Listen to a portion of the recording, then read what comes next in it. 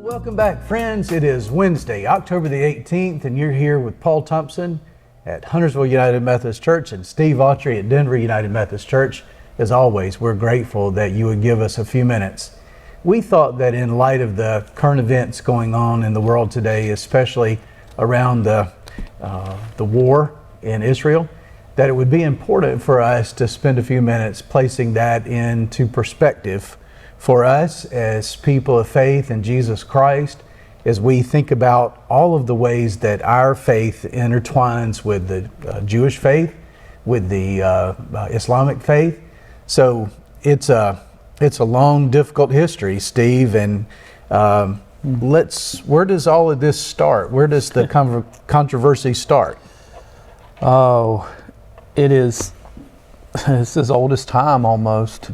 And when what is, I guess, kind of very difficult about it is that the kinship between the people in the Middle East comes from Abraham. And Abraham, if you remember that story, Abraham is promised, look, I'll make of you a great nation, and your descendants will be many. And that story goes on from Genesis 12, and Abraham and Sarah, they kind of live with that promise for a while, but they're getting older and they don't see that it's going to happen, so they make a plan. And that plan is for Abraham to have a child by Hagar, who is Sarah's wife, who happens to be, by the way, a handmaiden. Let me start. Handmaiden.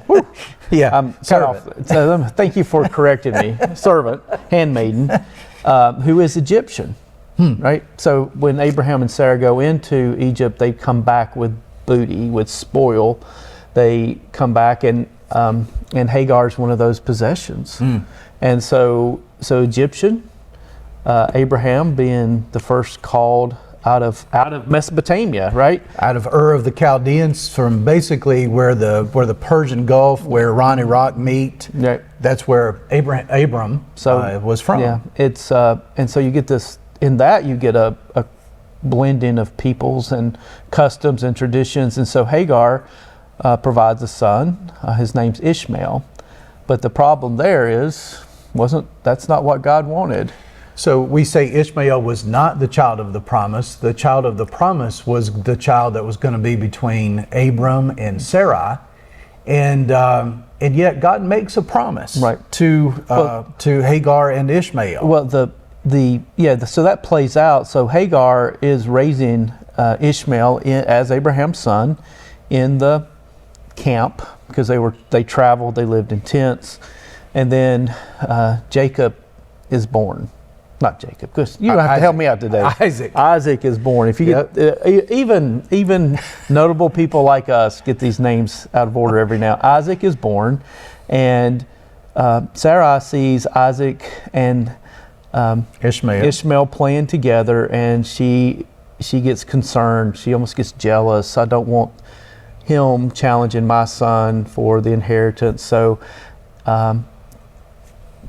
Ishmael is sent out. So Sarai sends him and off and says, you got to make a choice, Abram. And can you imagine being Abram in that story? He's the father of both. Yeah, he's the father of Ishmael. And of Isaac. Yeah. But yet, so Ishmael gets pushed to the side. Hagar and Ishmael are essentially sent out, which is almost certainly a death sentence.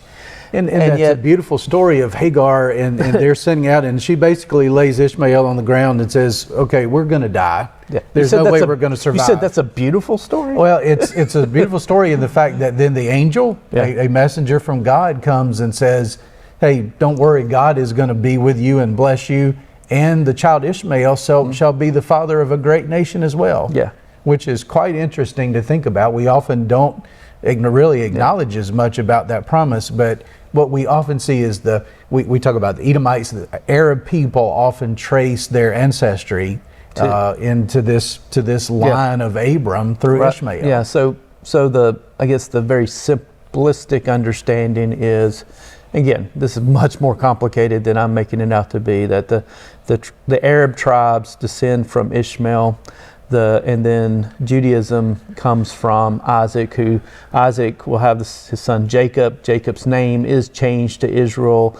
Jacob has 12 sons that become the 12 tribes of Israel. So in the same neighborhood, same little part of the world. And remember, this is not a very big part. Sometimes when we think about Israel, it almost plays an outsized role in our imagination, because it does have an outside role in our imagination, but geographically it's roughly the size of New Jersey. Think about that. It's not that big. So these folks interact with each other all the time in various ways. Sometimes well, sometimes not well at all. But that's persisted since the time of Abraham, that you have the tribes of Israel and you have the Arab peoples, and it's a complicated world that exists in that region. And so what does that mean for today? Well, what it means for today is that we have this complicated, long, storied history. Rough and dirty Abraham, we think, was sometime in the 2000s to 1800s. We think that the time of David, King David, the zenith of Israel's influence in ancient history was around 1000 BC.